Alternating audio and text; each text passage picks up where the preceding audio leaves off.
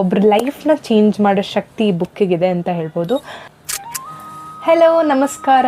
ಪುಸ್ತಕ ಪ್ರೇಮಿ ಎಪಿಸೋಡ್ 1ಕ್ಕೆ ಸ್ವಾಗತ.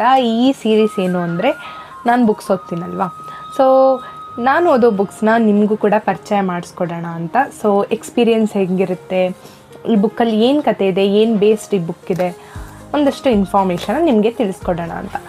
ಸೊ ಈ ಒಂದು ಸೀರೀಸ್ನ ಒಂದು ಒಳ್ಳೆ ಬುಕ್ಕಿಂದ ಸ್ಟಾರ್ಟ್ ಮಾಡೋಣ.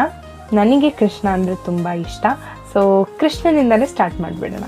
ಹಾಗಾಗಿ ಈ ಬುಕ್ನ ಹೆಸರು ಬಂದು Krishna the man and his philosophy ಅಂತ.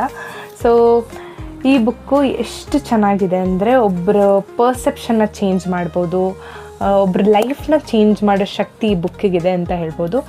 ಆ್ಯಂಡ್ ಈ ಬುಕ್ನ ನನಗೆ ಗಿಫ್ಟ್ ಕೊಟ್ಟಿದ್ದು ನನ್ನ ಫ್ರೆಂಡ್ ವೈಷ್ಣವಿ ಅಂತ. ನಾನು ಅವಳಿಗೆ ಪರ್ಸ್ನಲಾಗಿ ಕೂಡ ಥ್ಯಾಂಕ್ಸ್ ಹೇಳಿದ್ದೀನಿ. ಈ ವಿಡಿಯೋ ಮುಖಾಂತರ ಕೂಡ ಥ್ಯಾಂಕ್ ಯು ವೈಷ್ಣವಿ, ಈ ಬುಕ್ನ ನನಗೆ ಗಿಫ್ಟ್ ಕೊಟ್ಟಿದ್ದಕ್ಕೆ. ತುಂಬ ಒಂಥರ ಜ್ಞಾನದ ಭಂಡಾರ ಅಂತ ಹೇಳ್ಬೋದು.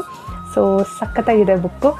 ನಿಮಗೆ ಇಷ್ಟ ಆದರೆ ದಯವಿಟ್ಟು ಈ ಬುಕ್ನ ಓದಿ. ಪೂರ್ತಿಯಾಗಿ ಬುಕ್ನ ಓದೋಕ್ಕಾಗಿಲ್ಲ ಅಂತಂದರೆ ಅಟ್ಲೀಸ್ಟ್ ಒಂದು ಚಾಪ್ಟರ್, ನಿಮಗೆ ಯಾವುದಾದ್ರೂ ಒಂದು ಟೈಟಲ್ ಅಟ್ರ್ಯಾಕ್ಟ್ ಆದರೆ ಆ ಒಂದು ಚಾಪ್ಟರ್ನ ಓದಿ. ನಿಜವಾಗ್ಲೂ ಅದರಿಂದ ಏನೋ ಒಂದು ಟೇಕ್ಅವೇ ಇದ್ದೇ ಇರುತ್ತೆ, ನಿಮ್ಮ ಜೀವನದಲ್ಲಿ ಕಲಿಯೋವಂಥದ್ದು ಇದ್ದೇ ಇರುತ್ತೆ ಅನ್ನೋದು ನಾನು 100% ಗ್ಯಾರಂಟಿ ಕೊಡ್ತೀನಿ.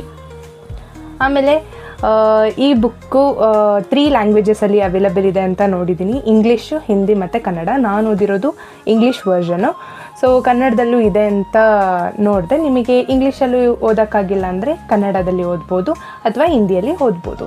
ಸೊ ಇಷ್ಟ ಆದರೆ ಈ ಬುಕ್ನ ಏನಾದರೂ ನೀವು ಆಲ್ರೆಡಿ ಓದಿದರೆ ನಿಮ್ಮ ಎಕ್ಸ್ಪೀರಿಯೆನ್ಸ್ನ ಶೇರ್ ಮಾಡಿ, ಇಲ್ಲ ಇನ್ನೂ ಓದಿಲ್ಲ ಅಂದರೆ ಓದಿ ಎಕ್ಸ್ಪೀರಿಯೆನ್ಸ್ನ ಶೇರ್ ಮಾಡಿ ಅಂತ ಹೇಳ್ತಾ ನೆಕ್ಸ್ಟ್ ಇನ್ನೊಂದು ಬುಕ್ ಜೊತೆ ಬರ್ತೀನಿ. ಅಲ್ಲಿ ತನಕ ಟಾಟಾ, ಬಾಯ್.